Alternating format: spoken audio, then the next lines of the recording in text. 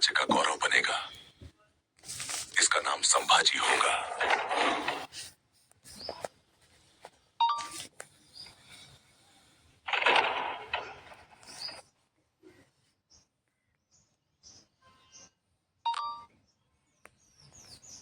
केवल 2 वर्ष की उम्र में संभाजी की मां की मृत्यु हो गई थी।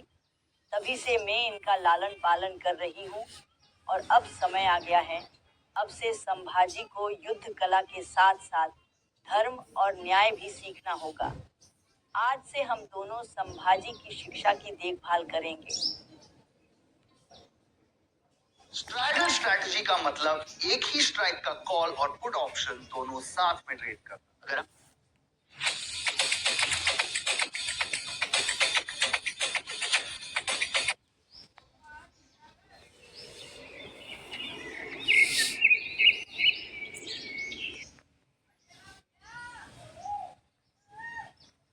धर्मम च राष्ट्रम च समानम ध्येयम, अर्थात धर्म और राष्ट्र की सेवा समान उद्देश्य होने चाहिए। राजकुमार, तुम्हारी लगन देखकर ऐसा लगता है कि तुम अपने पिता शिवाजी महाराज से भी बड़ा इतिहास रचोगे। संभाजी बचपन से ही विलक्षण बुद्धि के धनी थे। हर काम पूरी निष्ठा और मेहनत से करते थे। बहुत कम समय में ही उन्हें संस्कृत, मराठी और फारसी भाषा का पूरा ज्ञान हो गया था।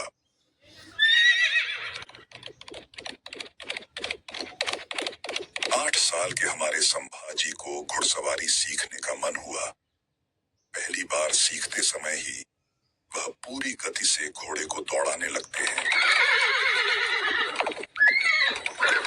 और तभी अचानक गिर जाते हैं। अगर गिरकर हार मान ली तो यह मराठा का अपमान होगा। गिरने के बाद भी वे वीर की तरह उठते हैं और वापस सवारी शुरू करते हैं। बोलो पार्वती माता, हर हर महादेव। यह है सोयराबाई भोसले, जो शिवाजी महाराज की दूसरी पत्नी और संभाजी की सौतेली माँ है। वो किले से संभाजी की घुड़सवारी देख रही है।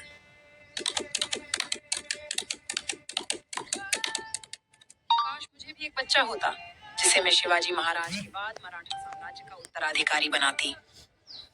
संभाजी तलवारबाजी का अभ्यास कर रहे हैं। उनकी तेज और सटीक चालें, उनके चेहरे पर आत्मविश्वास हूबहू शिवाजी की तरह है। इधर संभाजी की सौतेली माँ सोयराबाई बेचैन होकर अपने ही मन में कुछ सोच रही है। सबका ध्यान बस संभाजी की तरफ ही है। मैं समझ गई, जब तक मुझे पुत्र प्राप्ति नहीं होगी तब तक इस राज्य में मुझे कोई अहमियत और मान सम्मान नहीं देगा। मुझसे ज्यादा सम्मान तो संभाजी का होता है। सोयराबाई संभाजी की सौतेली माँ होने की वजह से हमेशा से ही उनसे नफरत करती थी। उन्हें ऐसा लगता है कि संभाजी की वजह से कभी उनका होने वाला पुत्र इस मराठा साम्राज्य का उत्तराधिकारी नहीं बन सकता है। संभाजी की किस्मत में उनके बचपन से उनके खिलाफ काफी लोग उनके ही अपने महल में मौजूद थे, लेकिन उनकी हिम्मत और साहस उन्हें हर चुनौती से इन सब से पार ले जा रही थी। रात का समय, संभाजी अपने पिता शिवाजी महाराज के पास जाते हैं।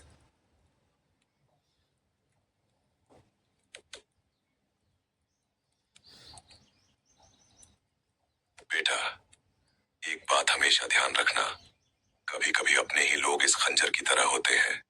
रहेंगे तो तुम्हारे साथ, पर कब उनसे हमें जख्म मिल जाएगा पता नहीं चलने देंगे। पिताजी, जब तक आपकी तलवार और आपके विचार मेरे साथ हैं, कोई मेरा कुछ नहीं बिगाड़ सकता।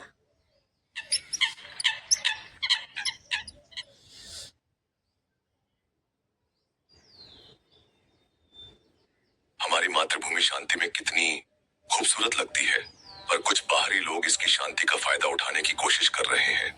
लेकिन हम इस भूमि के रखवाले उन घुसपैठियों को बताएंगे, ये भूमि खाली नहीं शेरों से भरी है।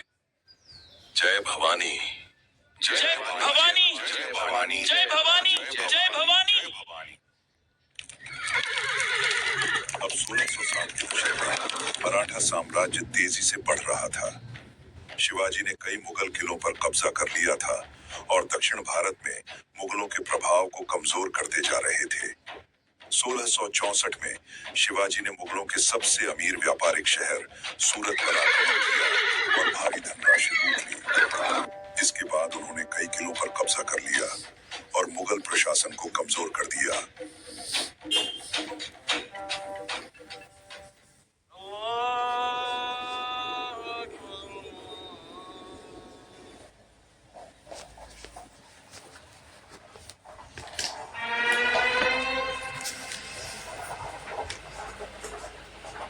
शिवाजी को रोकना होगा, नहीं तो ये मराठा आग पूरे हिंदुस्तान को जला देगी। अब तक मुगल शहंशाह औरंगजेब को एहसास हो गया था कि अगर शिवाजी को रोका नहीं गया तो मराठा साम्राज्य की ताकत और बढ़ जाएगी और मुगलों का भारत से नामो निशान जल्द ही मिट जाएगा। औरंग ने कुछ युद्ध लड़े। मुगलों और मराठों के बीच लंबे समय तक संघर्ष चला। मराठा मुगलों से काबू नहीं हो रहे थे। ये देखते हुए मुगल शहंशाह औरंगजेब एक चाल खेलता है। सन 1665 में शिवाजी के साथ पुरंदर की संधि कर लेता है। इस संधि के अनुसार शिवाजी को 23 किले मुगलों को देने पड़े और बदले में उन्हें राजा का दर्जा दिया गया। औरंगजेब ने संधि को मजबूरी में स्वीकार किया, लेकिन वह अंदर ही अंदर मराठा साम्राज्य को खत्म करना चाहता था। इसीलिए अब औरंगजेब इस खेल को खत्म करने चाहता है। शिवाजी को मारने के लिए तलवार की जरूरत नहीं। अगर हम उन्हें चालाकी से मुगलों की सेवा में झुका दिया जाए तो मराठा ताकत धीरे धीरे खुद ही खत्म हो जाएगी। अब एक जाल बिछाया जाए। शिवाजी को मुगल शहंशाह का एक सुलह का निमंत्रण भेजा जाए। बेशक, जहाँ तलवार नहीं वहाँ राजनीति काम करती है। सन 1666 में औरंगजेब शिवाजी को आगरा बुलाने का निमंत्रण भेजता है। इस निमंत्रण में लिखा था कि उन्हें मुगलों की सेवा में एक बड़ा ओहदा दिया जाएगा और शिवाजी को दक्षिण भारत का सूबेदार बना दिया जाएगा। जिसके बाद अगले दिन शिवाजी अपने 9 साल के बेटे संभाजी के साथ घोड़े से आगरा की ओर चल देते हैं।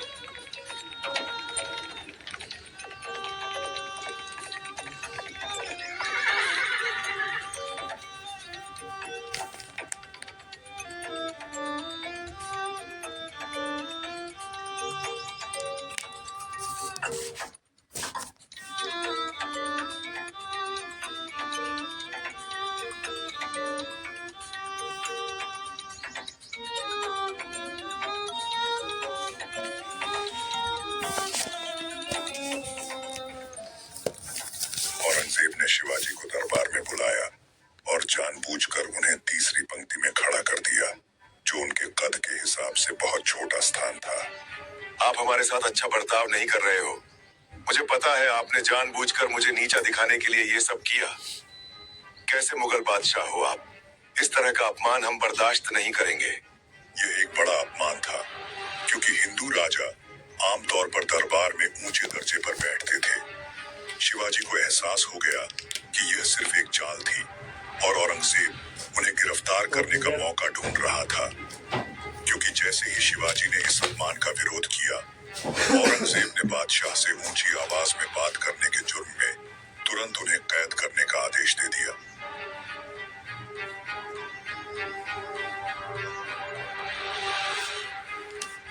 शिवाजी और उनके पुत्र संभाजी को आगरा के किले में बंद कर दिया गया, जहां उनकी हर हरकत पर नजर रखी जाती थी।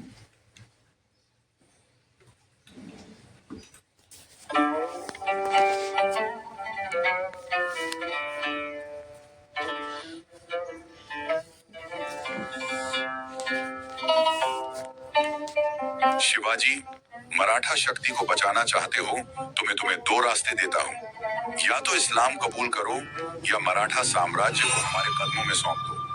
औरंग, ये तब संभव है जब सूरज अपना तेज छोड़ दे, जब समुद्र अपनी लहरों को रोक दे, तब शायद मैं मराठा स्वराज्य छोड़ दूं। शिवाजी, एक अक्लमंद इंसान जिंदा रहने का रास्ता ढूंढता है, पर लगता है तुमने मरने का रास्ता चुना है। मौत से, उससे तो तू डरता होगा औरंग। तभी तो तूने षड्यंत्र से मुझे बंदी बनाया। नहीं तो एक बार रणभूमि में आजमा का देख। खैर, जाने दो। अब तुम चाहते ही हो मराठाओं को मैं अपने हाथों से खत्म करूं, तो उनका मैं ऐसा हाल करूंगा उनकी चीखें यहां तक सुनाई देगी। पर अफसोस तुम कुछ नहीं कर पाओगे। औरंगजेब चाहता था कि या तो शिवाजी इस्लाम कबूल करें या मराठा शक्ति को खुद ही उसको सौंप दे, लेकिन शिवाजी औरंगजेब की दोनों शर्तों के खिलाफ टिके रहे। शिवाजी अपने बेटे संभाजी के साथ मिलकर आगरा के कारागार से भागने की योजना बनाते हैं। शिवाजी औरंगजेब की नीति समझ गए थे, तो उन्होंने शांत रहना शुरू कर दिया था। वे उनकी निगरानी करने वाले सैनिकों से हंसी मजाक करने लगे। वो औरंगजेब को महसूस कराते रहे कि वह अब हार मान चुके हैं, अब वो कैद से नहीं निकल पाएंगे। कुछ महीने बीतने के बाद शिवाजी ने बीमार होने का नाटक किया, तो उन्होंने औरंगजेब से अपनी तबीयत ठीक कराने के लिए जरूरतमंद की मदद करके उनसे दुआ लेने का जिक्र किया।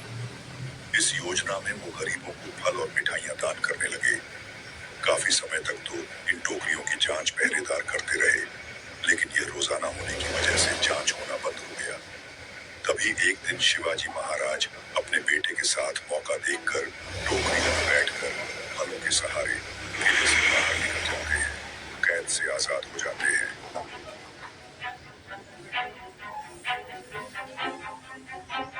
इस तरह दोनों आगरा से निकलने में कामयाब रहे। अब किले से निकलते ही शिवाजी खुद का और अपने बेटे संभाजी के वेश बदल देते हैं, ताकि कोई उन्हें पहचान न सके। वे दोनों उत्तर भारत की गलियों से होते हुए राजस्थान के रास्ते महाराष्ट्र पहुंचे। ये सफर 1200 किलोमीटर लंबा था और हर पल मौत का खतरा मंडरा रहा था।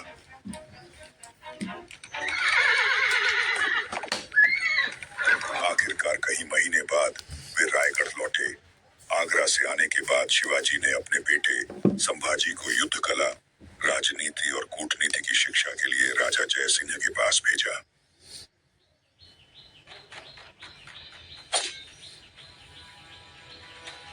तेरह साल की उम्र तक संभाजी युद्ध कला के हर क्षेत्र में परिपक्व हो चुके थे।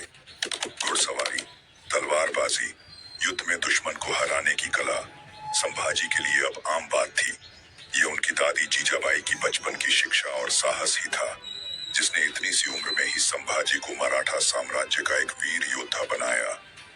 संभाजी ने युद्ध और राजनीति में महारत हासिल करना जारी रखा। इस दौरान वे अपने पिता शिवाजी के मार्गदर्शन में मराठा साम्राज्य के विस्तार और सुरक्षा के लिए काम करते रहे। समय के साथ उन्होंने मुगलों के खिलाफ युद्धों की शुरुआत भी कर ही दी थी।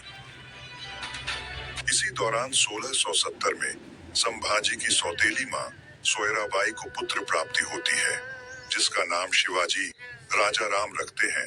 राजा राम नाम रखने के पीछे शिवाजी महाराज और उनके परिवार की धार्मिक आस्था और प्रतीकात्मक सोच थी। मराठा परिवार भगवान राम के अनन्य भक्त थे। शिवाजी को भगवान राम के गुण, धैर्य, न्यायप्रियता और साहस में गहरी आस्था थी, इसलिए वो अपने छोटे बेटे का नाम राजा राम रखते हैं।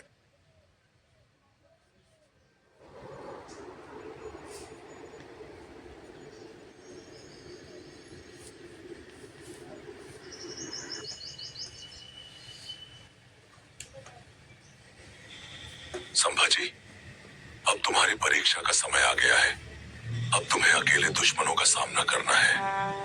1672 में शिवाजी ने अपने बेटे संभाजी को मुगलों के खिलाफ पहली बड़ी लड़ाई के लिए भेजा।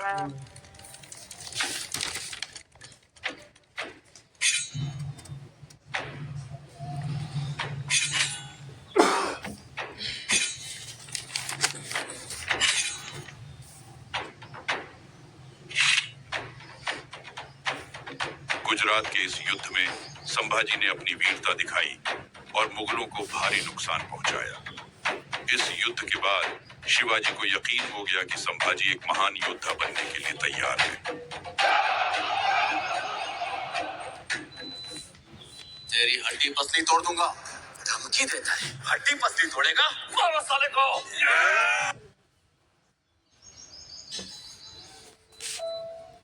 Motherhood is a journey.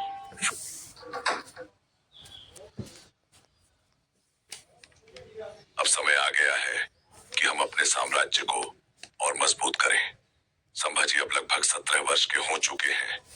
इस साम्राज्य को आगे बढ़ाने के लिए हमने संभाजी का विवाह करने का फैसला लिया है। उनका विवाह पिलाजीराव शिर्के की बेटी येसुबाई से तय हुआ है। यह गठबंधन हमें शक्ति देगा और आने वाले संकटों से सुरक्षित रखेगा।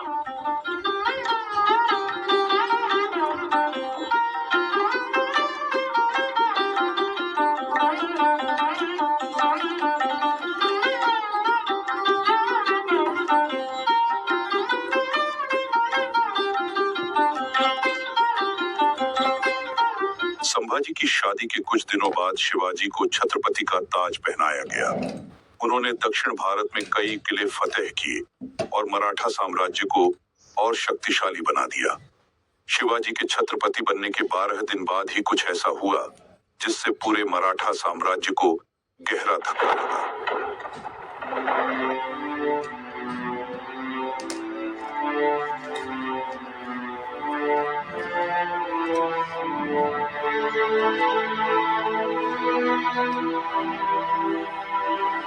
शिवा, याद रखना, स्वराज्य केवल एक राज्य नहीं है, ये हमारे लोगों से किया गया वचन है।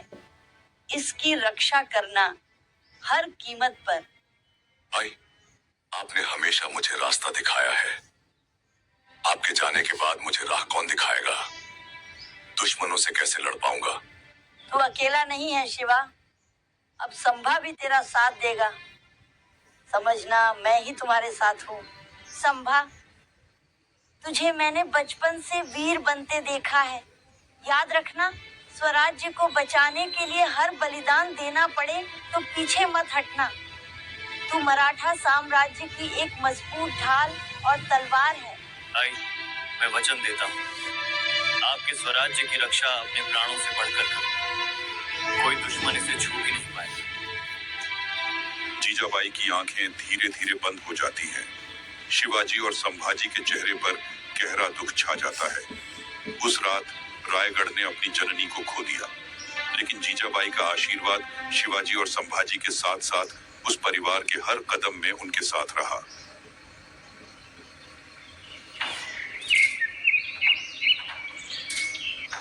एक राजकुमार के रूप में संभाजी महाराज ने एक से अधिक अवसरों पर अपनी बहादुरी और सैन्य प्रतिभा साबित की।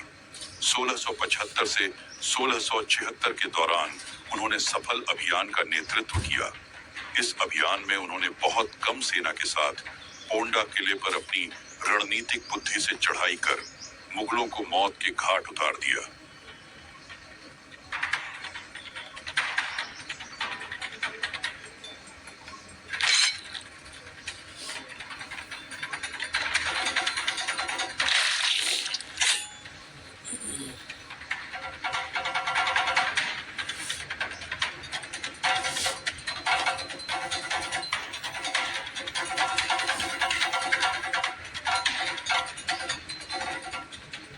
शिवाजी महाराज अपने वरिष्ठ सेना नायकों के साथ गोलकुंडा और बीजापुर के खिलाफ रणनीति बना रहे हैं।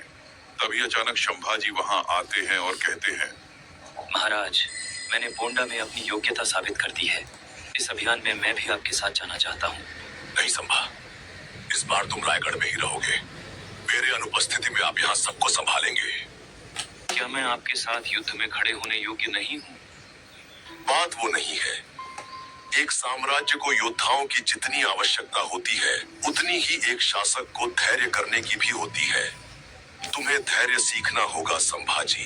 शंभा उनके आदेश के सामने सिर झुकाते हैं और बिना कुछ कहे वो दरबार से बाहर निकल जाते हैं।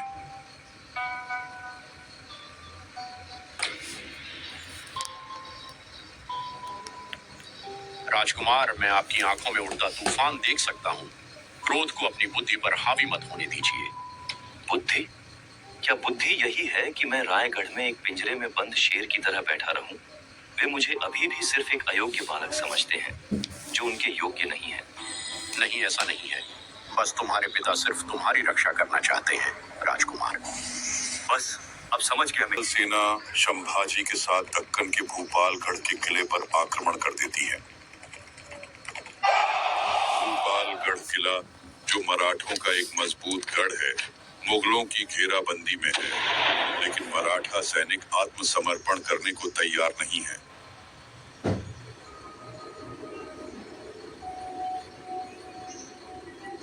तभी दिलेर खान बोलता है, 16 दिन हो गए और ये अभी भी झुके नहीं। लगता है अब अपने प्यादे की चाल चलनी होगी। दिलेर खान संभाजी को कहता है कि उनसे जाकर कहो किले का दरवाजा खोल दे।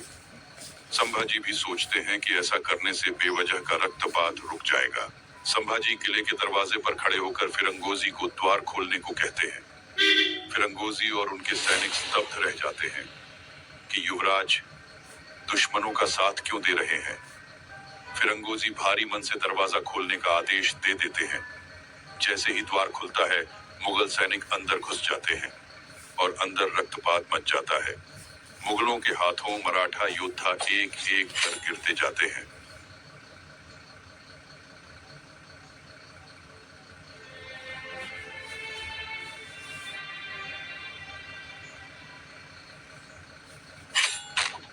फिरंगोजी को पकड़कर दिलेर खान के सामने लाया जाता है।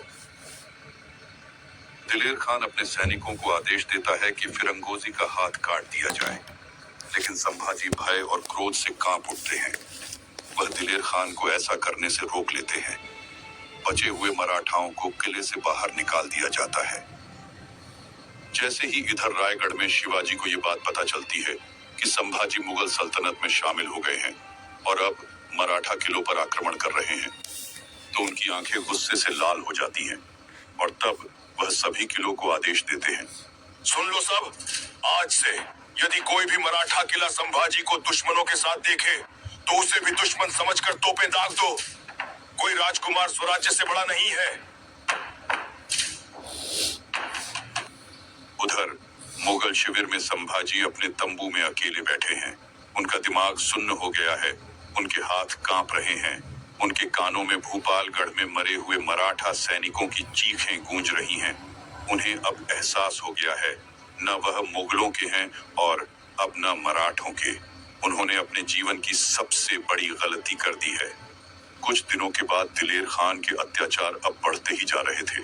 वो पास के आम लोगों के साथ लूटपाट और हिंदू औरतों के साथ गलत व्यवहार करने लगता है। और जब संभाजी ने उससे इस बात का विरोध किया तो वो भड़क उठा और बोला, तुम कौन होते हो मुझे रोकने वाले? मुझे जो अच्छा लगेगा वो मैं करूंगा। ये बात सुनकर संभाजी अब समझ गए थे कि दिलेर खान ने उन्हें सिर्फ एक मोहरा समझा। संभाजी अब ना तो अपने पिता शिवाजी के पास जा सकते थे और ना ही मुगलों के साथ रह सकते थे। वो बड़ी ही दुविधा में पड़ गए थे कि अब करे तो क्या करें। इधर दिलेर औरंग को खबर पहुंचा देता है, शंभा अब मुट्ठी से बाहर निकल रहा है। औरंगजेब तुरंत उसको बंदी बनाने का फरमान भेज देता है। जैसे यह बात संभाजी